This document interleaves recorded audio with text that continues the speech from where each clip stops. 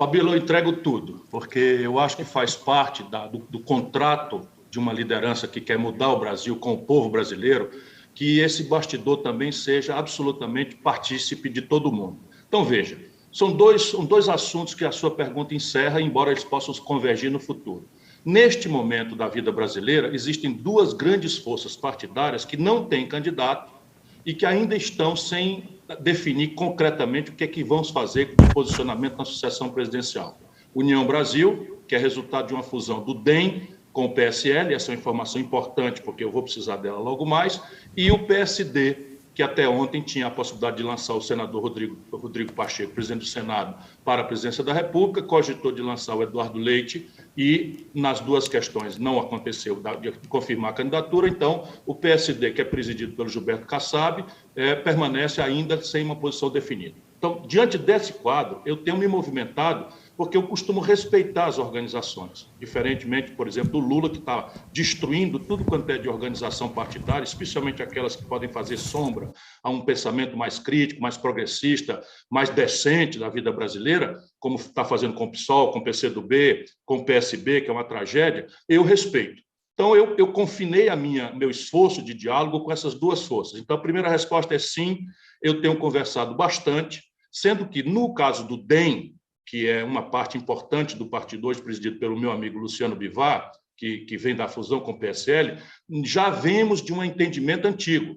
Apoiei Mauro Mendes no Mato Grosso, por exemplo, apoiei Ronaldo Caiado em Goiás, por exemplo, apoiamos, enfim, o Bruno Araújo, Bruno, prefeito de Salvador, lançamos a vice agora nas eleições. Portanto, já é um entendimento que vem antigo e desdobra o entendimento que aqui no Ceará também já tem mais de 2 décadas nossa parceria. Quando o PSL se funde, há uma novidade, e eu, então, tenho uma novidade aí, que é a presença desse grupo, com quem eu tinha divergências absolutamente insuperáveis, na proporção que, no primeiro momento, representava o partido do Bolsonaro, no segundo momento, filiaram o Moro. Porém, generosamente, o Luciano Bivar me convida para conversar. Eu vou a um jantar em Brasília, não tem nem um mês esse jantar, e ele me pergunta se lançando o candidato, eu aceitaria um apelo dele para sentar numa mesa de diálogo com essas outras tantas forças que, tendo candidaturas, representam um antagonismo a essa polarização que eu também censuro. Esse traço nós temos em comum. Eu, falando agora dessa segunda etapa da pergunta, eu considero que dialogar nesse instante é fundamental. É absolutamente fundamental, mas a minha condição para esse diálogo, que era não ter um inimigo da República na mesa, está superada. Não é? Agora nós temos que entender qual é o sentido desse diálogo. E o sentido desse diálogo, para mim, são dois, absolutamente imediatos um ao outro. Primeiro, aprofundar um diagnóstico para ver se é comum entre nós a inteligência do que está acontecendo com o Brasil. Qual é a causa da doença? Por que a renitência? Por que a perplexidade, a profundidade dessa crise brasileira? Segundo, daí derivado, um diagnóstico. O que é que nós pretendemos fazer? Porque, de novo, o diálogo parte de uma página em branco, e eu estou disposto a fazer esse diálogo. Mas o fim dele, eu não sei o que é que vai ser. Persistirei, portanto, respondendo ainda a primeira parte da pergunta, no diálogo com as duas forças que não têm candidato. E admito, a partir da convocação do Luciano Bivar, que é também pré-candidato do União Brasil, admito sentar numa mesa para conversar com essas condições. Admite não ser cabeça de chapa, Ciro, porque essa é a grande questão, né? Talvez o primeiro candidato a aparecer foi justamente o seu nome, né? Que já falava que ia ser candidato. O senhor aceitaria não ser o cabeça de chapa, por exemplo? Fabíola, deixa eu só acrescentar uma coisa. O presidente do PDT diz que a candidatura do Ciro é irremovível. Então, qual é o pressuposto para isso? O senhor aceitaria desde que o senhor seja o candidato? Como é que é? Não, veja, um diálogo é um diálogo. Então, o diálogo pressupõe uma página em aberto, mas a gente não pode sentar para esse diálogo, e é natural do jornalismo. Vocês querem antecipar. O quente do assunto é se nós vamos conseguir aí um conchavo em que apenas um de nós seja candidato. Mas eu estou dizendo aqui que eu sento para dialogar, e quem senta para dialogar mesmo. Eu tenho um treinamento democrático. Agora, nem eu exijo que ninguém retire a candidatura e nem eu posso chegar dizendo que admito retirar a candidatura. Por quê? Porque a condição é se nós vamos achar um traço em comum em que essa reunião não seja um grande conchavo, mais um grande conchavo despolitizado, sem compreensão programática, sem cimento, porque a tarefa não é só derrotar o Bolsonaro.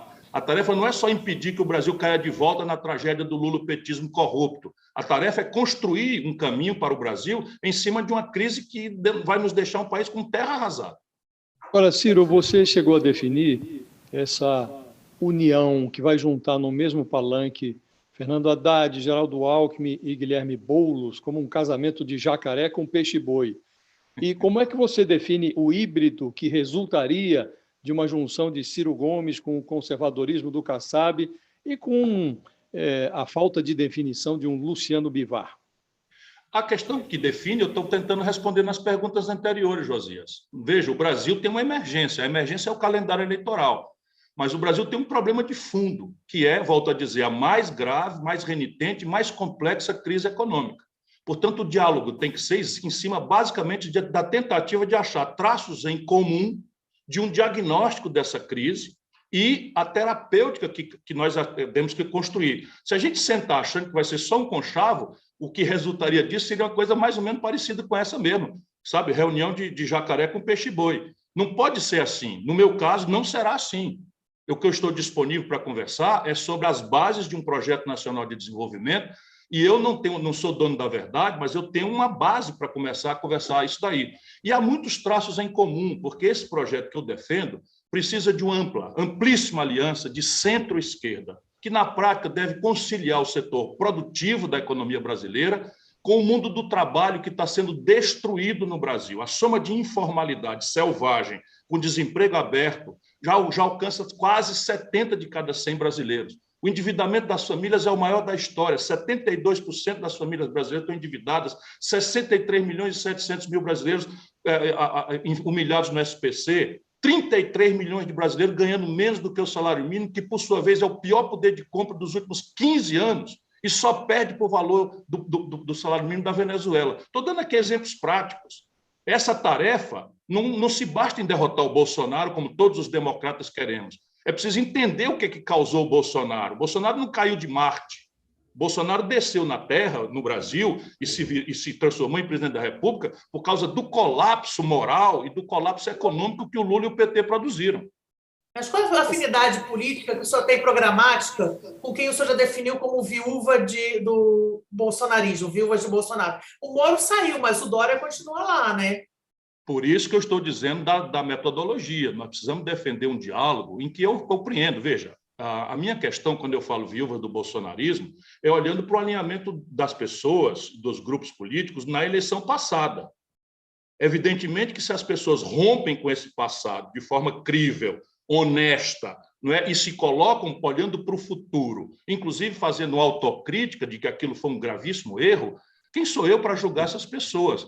Isso simplesmente é a situação de 70% do povo brasileiro, o meu povo.